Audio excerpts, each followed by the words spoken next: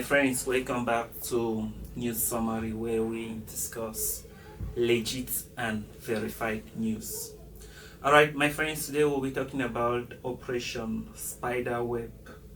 As you already know, everywhere on the mainstream media last week was all about Ukraine make a powerful move on Russia.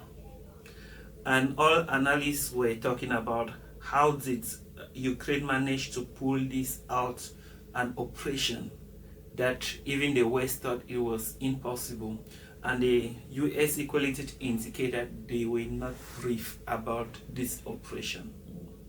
Alright, just to give you a brief, like I earlier indicated on my last show, that within the week when they were having the negotiations in Turkey, in Istanbul, they were exchanging hundreds and hundreds of drones every day.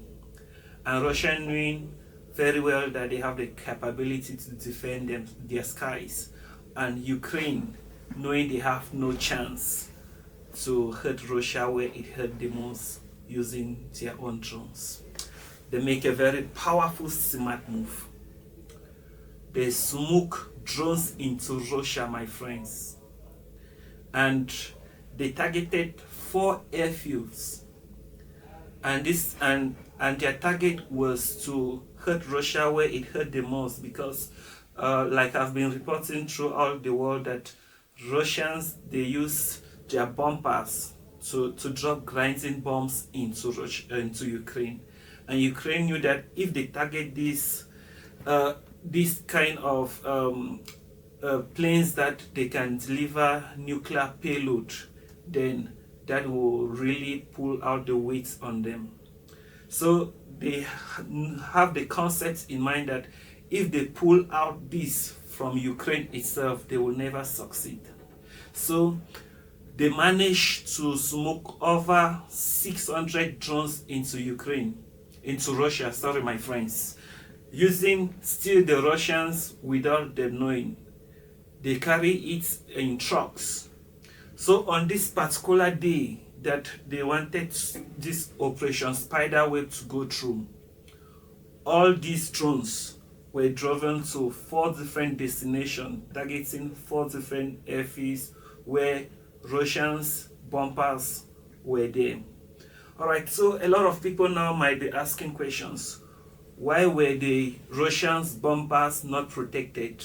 And if you look at the satellite image, you could see that they have placed tires on all the bumpers so that they could camouflage it against AI drones. And a lot of people might be equally asking the question, where was Russia intelligence not to dictate this on time? And another school for thought was, does that mean that Ukrainians have over 500 people in Russia to operate these drones?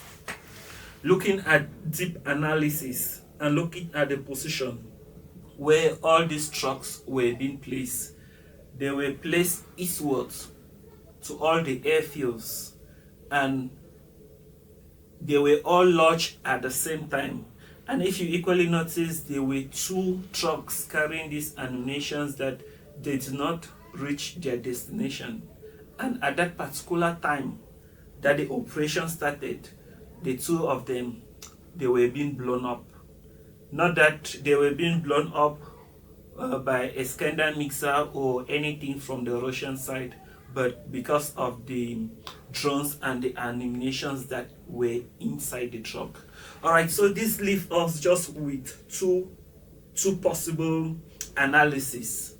Given that they were all on the same direction, and given that the 2 trucks blew up without even reaching their destination, that led us to a conclusion that they were using AI to control these drones, because it was impossible for those numbers of drones to be controlled within Russia without FSB intelligence.